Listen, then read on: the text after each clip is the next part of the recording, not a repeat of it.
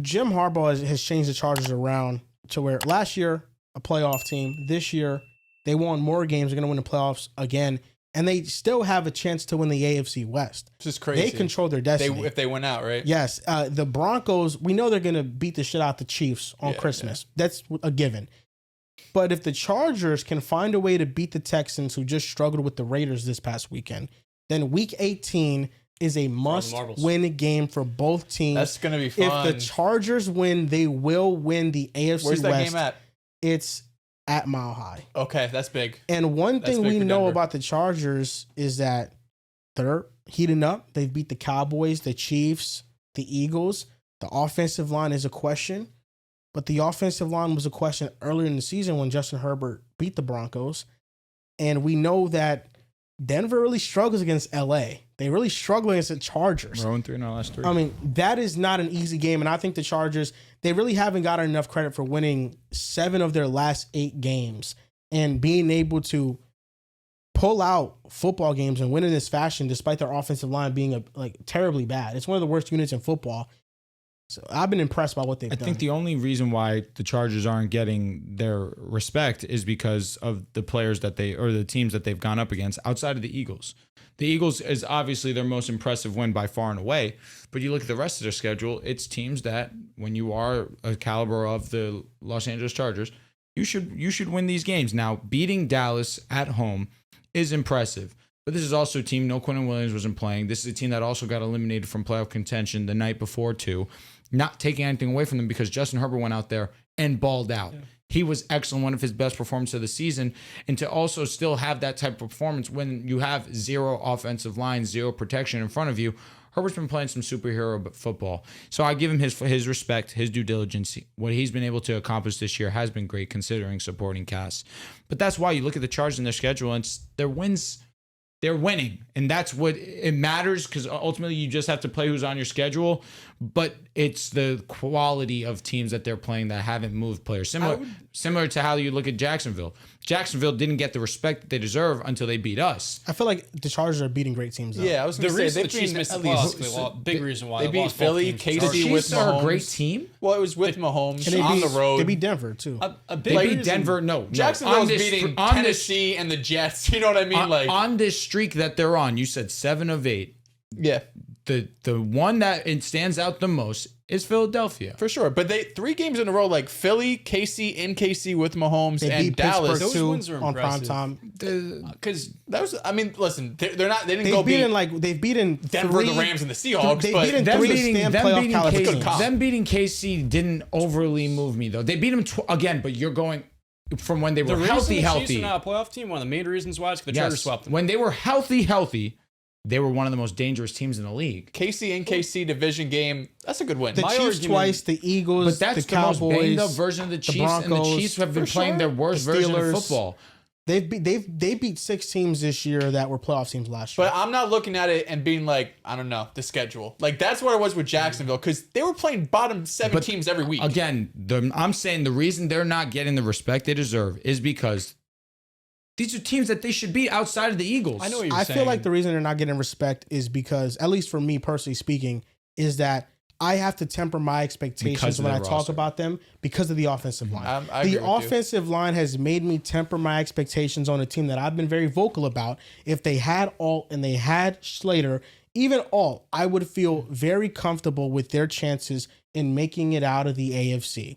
Because I think Justin Herbert, we saw it was on full display against Dallas. When he has a clean pocket, he's as good as any quarterback in the NFL. 100%. You can argue with everybody talking about Stafford and Allen and Drake May. You can argue Justin Herbert has been the most valuable to his team. He's been the most valuable asset. You lose 2 major offensive linemen and you're still able to win 11 football games. He's on pace for over 4,000 passing yards, 30 passing touchdowns, and he's top 11 in QBR. A lot of his numbers right now aren't top of the league because of the situation that he is in right now. But on a down-and-down basis, it is very hard to find a quarterback that is playing as well as him when you take into account the situation he has to overcome. And that's why I think Herbert, this is a chance for him this year to, even with all the things not on his side, to really rewrite the narrative around his career. Because if the Chargers can beat the Texans, an elite defense, and beat the Broncos, an elite defense in back-to-back weeks, and have a home playoff game, it is going to really do wonders for how people, the public, view Justin Herbert, and potentially like a playoff run they could go on. Because I think if they get the 1 seed or the 2 seed, they'll get a more favorable matchup in the playoffs.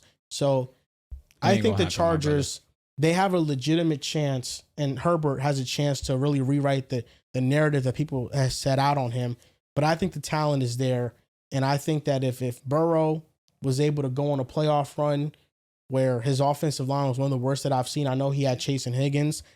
I think the Chargers, even with their offensive line woes, when you look at their running back room with Vidal and Hampton, you look at their receiving core with Ladd McConkey and Gatson and Quinn Johnson and Keenan Allen.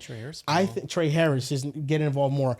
I think that they have a realistic chance at staying afloat with their elite defense and their offense that is just doing enough to win football games, because their defense is a unit that I actually feel like is probably the most under-talked about unit in the league. Yeah, especially in a Dafeo way. It's kind of opened up and made life a lot easier for Tuli. And I would agree with both of you in a sense, because we are waiting for the Chargers' statement win, and they're going to have two great opportunities for that these next 2 weeks, the Texans and Broncos, the two best defenses arguably in football. For sure.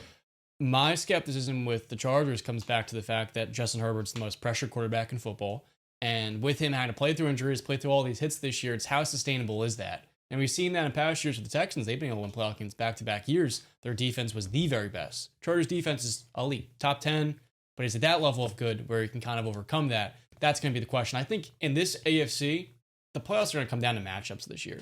If the Chargers play a team like the Texans like they did last year, we can see that offense line really get exposed the way that it did.